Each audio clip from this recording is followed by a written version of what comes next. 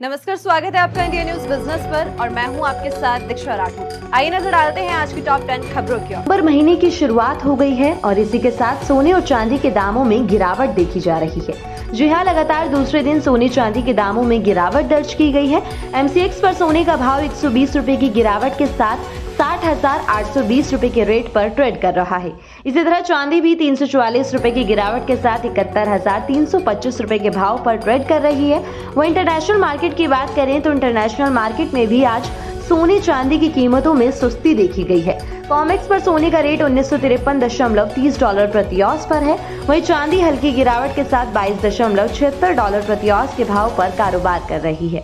हफ्ते के तीसरे कारोबारी दिन बाजार में देखी गई बिकवाली। सेंसेक्स करीबन 283 अंकों की गिरावट के साथ 63,591 के लेवल पे आके बंद हुआ। वहीं निफ्टी भी 90 अंकों की गिरावट के साथ 18,998 के लेवल पे बंद हुआ। बाजार पर मेजर दबाव प्राइवेट बैंकिंग और मेटल सेक्टर के शेयर्स का रहा। निफ्टी में अडानी एंटरप्राइजेज और कोल इंडिया के शेयर्स टॉप लूजर रहे, तो वही सन फार्मा और BPCL आज के टॉप गेनर बने। आज BSE के 30 में से 25 शेयर्स लाल निशान में जाके बंद हुए। बाजार में लगातार बिकवाली का सिलसिला बना हुआ है, जिसका मेजर कारण ग्लोबल टेंशन बताया जा रहा है। इंडस्ट्रियल वर्कर्स के लिए इन्फ्लेशन सितंबर में कम होकर 4.72% हो गई, जबकि इस साल अगस्त में ये 6.91% थी। कुछ खाद्य पदार्थों और रसोई गैस के सस्ते होने की वजह से ये गिरावट आई है। श्रम मंत्रालय ने मंगलवार को एक बयान में कहा कि इंडस्ट्रियल वर्कर्स के लिए इन्फ्लेशन पिछले महीने 4.72% रही और अगस्त 2023 में ये 6.91% और सितंबर 2022 के दौरान 6.49% थी। बयान के मुताबिक इंडस्ट्रियल वर्कर्स के लिए रिटेल इन्फ्लेशन भी इस साल सितंबर में घटकर 6.42% हो गई, जो इससे पहले महीने में 10.6% और एक साल पहले सेम ड्यूरेशन में 7.76% थी। साथ ही सितंबर 2023 के लिए ऑल इंडिया CPI IW 1.7 अंक घटकर 137.5 पर रहा। अगस्त 2023 में ये 139.2 अंक था। बता दें कि प्राइस इंडेक्स में पिछले महीने की तुलना में 1.22% की कमी आई। देश के 8 प्रमुख बुनियादी उद्योगों की ग्रोथ रेट सितंबर महीने में धीमी होकर 8.1% पर आ गई, जो अगस्त महीने में 12.5% रही थी। हालांकि पिछले साल सेम ड्यूरेशन में ये 8.3% थी। वाणिज्य एवं उद्योग मंत्रालय ने मंगलवार को जारी आंकड़ों में बताया कि सितंबर में 8 प्रमुख बुनियादी उद्योगों की वृद्धि दर 8.1% रही। पिछले साल की समान अवधि में ये 8.3% थी। आंकड़ों के मुताबिक सितंबर में कच्चे तेल का प्रोडक्शन 0.4% घट गया, जबकि पिछले साल के समान महीने में इसमें 2.3% की गिरावट आई थी। कोयले का प्रोडक्शन सितंबर में 16.1% बढ़ा, जो पिछले साल सेम ड्यूरेशन में 12.1% था। वहीं नेचुरल गैस और रिफाइनरी प्रोडक्ट्स का प्रोडक्शन लगभग 6.5% और 5.5% बढ़ा। इसी तरह फर्टिलाइजर का प्रोडक्शन भी 4.2% बढ़ा। स्टील और सीमेंट का प्रोडक्शन 9.6% और 4.7% रहा।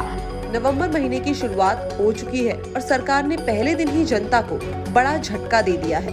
सरकारी तेल कंपनी ने गैस सिलेंडर के दाम में आज से बढ़ोतरी कर दी है। कमर्शियल LPG सिलेंडर के दाम में करीबन 102 रुपए की बढ़ोतरी की गई है। हालांकि डोमेस्टिक LPG सिलेंडर के दाम में कोई भी बदलाव नहीं किया गया है। इसके साथ ही ATF के दाम में करीबन 1074 प्रति किलोलीटर की कटौती की गई है। बता दें कि ATF के दाम में बढ़ोतरी के बाद लगातार तीसरी बार कटौती का ऐलान किया गया है। हालांकि एयरफेयर पर असर दिखने की उम्मीद नहीं है, क्योंकि डिमांड ज्यादा होने से किराए महंगे हैं और साथ ही सबसे बड़े कैरियर इंडिगो ने फ्यूल सरचार्ज भी लगाया हुआ है। क्रिप्टो करेंसी पर RBI गवर्नर ने दिया बड़ा बयान। भारतीय रिजर्व बैंक का मानना है कि भारत जैसी इमर्जिंग इकोनॉमी के लिए क्रिप्टो करेंसी एक गंभीर मुद्दा साबित हो सकता है। RBI गवर्नर शक्तिकांत दास ने एक इवेंट में कहा है कि क्रिप्टो मार्केट की फाइनेंशियल स्टेबिलिटी के लिए सही नहीं है और क्रिप्टो से जुड़े हम कई सारे रिस्क से ऑलरेडी फेमिलियर हैं और इसे सही तरीके से निपटना चाहिए। इसमें डील करने वालों से पूछा जाना चाहिए कि आप किसे, क्या और क्यों दे रहे हैं। अभी तक क्रिप्टो करेंसी की कोई भी भरोसेमंद डेफिनेशन नहीं है। उन्होंने कहा है कि हमें ये समझने की जरूरत है कि ऐसा क्या है जो क्रिप्टो कर सकता है और CBDC नहीं कर सकता। RBI लोगों के हितों को पूरा करने वाले इनोवेशन को दबाने के पक्ष में नहीं है। उन्होंने बताया है कि भारतीय बैंकिंग सेक्टर और NBFC सेक्टर इस वक्त मजबूत है।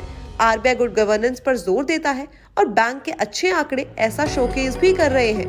साथ ही उन्होंने बताया है कि अर्थव्यवस्था में पेस ऑफ डेवलपमेंट मजबूती से बनी हुई है। फेस्टिवल के मौके पर सभी कंपनी अपने एम्प्लॉयज को 1 या 2 दिन की छुट्टी देती है, लेकिन एक कंपनी ऐसी भी है जो अपने एम्प्लॉयज के मेंटल हेल्थ को ध्यान में रखते हुए अपने सभी एम्प्लॉयज को 9 दिन की पेड लीव दे रही है। जी हाँ, ई कॉमर्स कंपनी मीशो ने अनाउंसमेंट की है कि वो अपने सभी कर्मचारियों को 9 दिन की छुट्टी देगी ताकि वो फेस्टिवल का सही से आनंद ले सके और अपने परिवार के साथ समय बिता सके। मीशो ने कहा है कि ब्रेक के बाद जब कर्मचारी काम पर लौटेंगे तो टीम में खुशी और जोश का एहसास होगा। साथ ही आपको बता दें कि मीशो में 6 से 15 अक्टूबर के बीच मीशो मेगा ब्लॉकबस्टर सेल चल रही थी। इस बीच मीशो के ऐप को 1.6 करोड़ लोगों ने इंस्टॉल किया था। इस सेल के बीच सबसे ज्यादा ऑर्डर होम, किचन, फैशन और ब्यूटी प्रोडक्ट्स के मिले और इस सेल में हर सेकंड में 72 प्रोडक्ट्स ऑर्डर किए गए। नवंबर का महीना शुरू हो चुका है और हर महीने की तरह इस महीने भी ऑटो मैन्युफैक्चरिंग कंपनीज ने अपना सेल्स डेटा जारी करना शुरू कर दिया है। इसी सिलसिले में 2 और 3 व्हीलर के सेगमेंट की दमदार कंपनी बजाज ऑटो ने अक्टूबर महीने के सेल्स के आंकड़े पेश कर दिए हैं। कंपनी ने बताया कि इस साल अक्टूबर महीने में कंपनी की कुल घरेलू सेल्स में 19% की तेजी देखने को मिली है। हालांकि पिछले साल के मुकाबले इस साल अक्टूबर में एक्सपोर्ट घटा है। अक्टूबर 2023 के लिए कंपनी की कुल बिक्री 4.71 लाख यूनिट्स रही। हालांकि 4.17 लाख यूनिट्स का अनुमान था। ऐसे में कंपनी की बिक्री अनुमान से ज्यादा रही है। 2 व्हीलर सेगमेंट की बात करें तो घरेलू बाजार में कंपनी ने 35% की बढ़ोतरी दर्ज की है।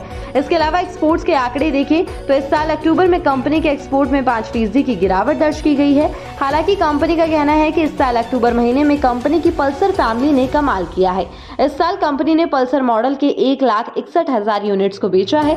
साथ ही कंपनी का कहना है कि इस महीने घरेलू कमर्शियल व्हीकल्स की सेल अब तक सबसे ज्यादा रही है।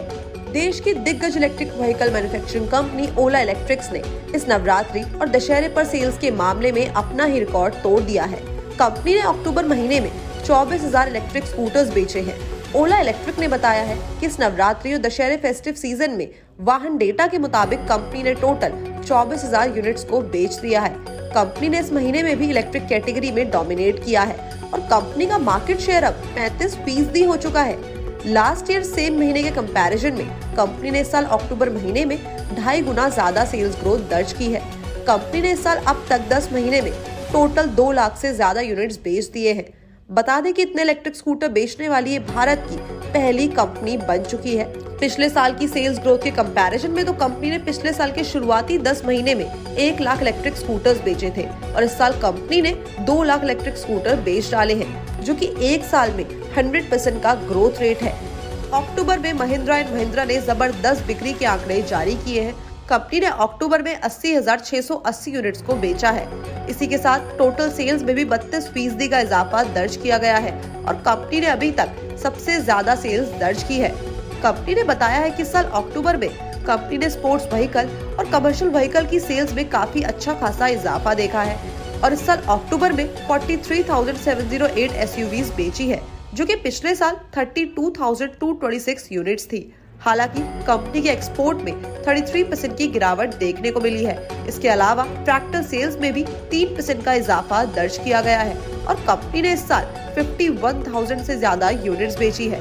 हालांकि ये थोक बिक्री का आंकड़ा है, लेकिन कंपनी ने घरेलू बिक्री में 2% की गिरावट दर्ज की है। इस साल अक्टूबर में कंपनी ने अपनी सेल्स में 17% की तेजी दर्ज की थी और इस साल अक्टूबर में 5,108 यूनिट्स को बेचा था।